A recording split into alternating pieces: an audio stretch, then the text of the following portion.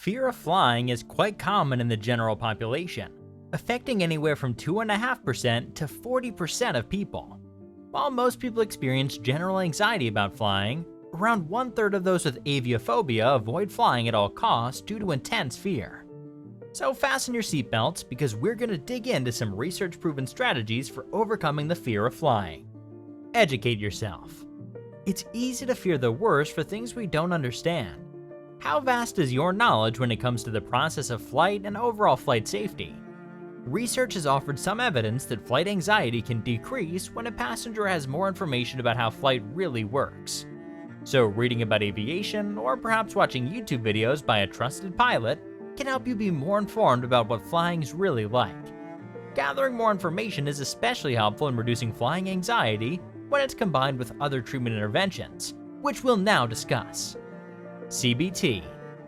CBT, or Cognitive-Behavioural Therapy, is one of the most well-known and effective ways to treat fear of flying, especially with the guidance of a mental health professional. Over 80% of people using CBT methods tend to experience a significant reduction in flying anxiety. It helps people afraid of flying recognize and change the negative thoughts and behaviors linked to their fear. The fear of flying has been successfully treated by different CBT strategies. Cognitive techniques. These involve changing the way you think. One example is thought stopping. This can involve actually saying the word stop in your mind or thinking of a big red stop sign. Doing this allows you to stop an anxious thought before it begins to build and starts causing you distress. Another strategy is what's known as cognitive restructuring, which is replacing a stressful thought with one that's more positive, non-stressful, and functional.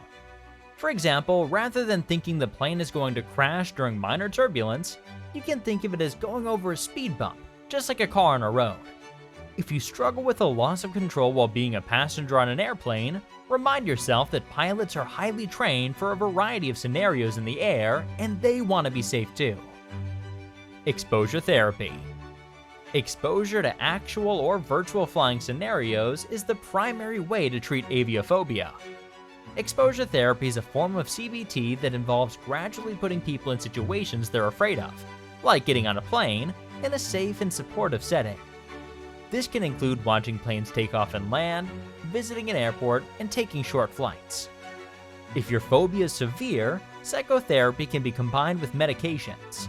Some research has shown that using psychopharmacological drugs during various stages of exposure therapy increase the treatment's effectiveness as it helps manage anxiety symptoms linked to flying.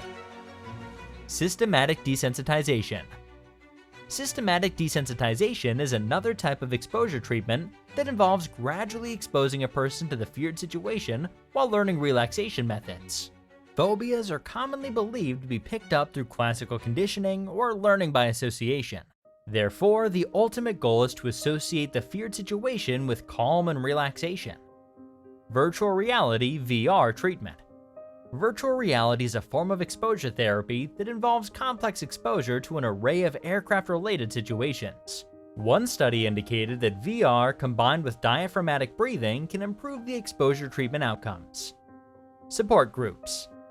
Joining a support group for people with aviophobia might help, as sharing stories and experiences with others can be therapeutic. It can also offer the opportunity to learn new coping skills you may not be aware of. One study showed that 84% of group participants who flew on their own within 12 months of treatment had reduced anxiety during their flight. Self-help strategies. If you're looking to try some self-help techniques, consider practicing deep breathing, progressive muscle relaxation, meditation, or mindfulness.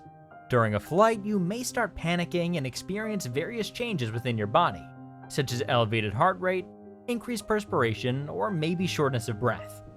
Taking slow, controlled, deep breaths can help regulate your body when it starts going into panic mode.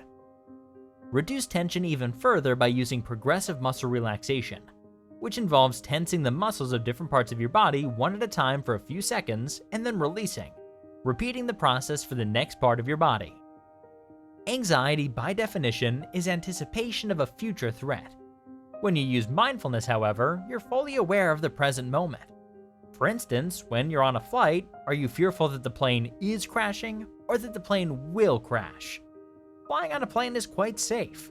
So when you feel a bit of turbulence, redirect your focus back to the present moment. When you do so, you'll realize that you're actually safe and okay in that particular moment. But don't wait until your flight to practice these techniques for the first time.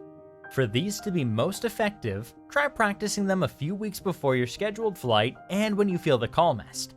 This will give you time to master these skills beforehand, making them much easier to do once you board your flight. Fear is only as deep as the mind allows. Interested in learning more about how to be mindful in the present moment? Then you'll want to check out this video over here. Thanks for watching, and see you next time.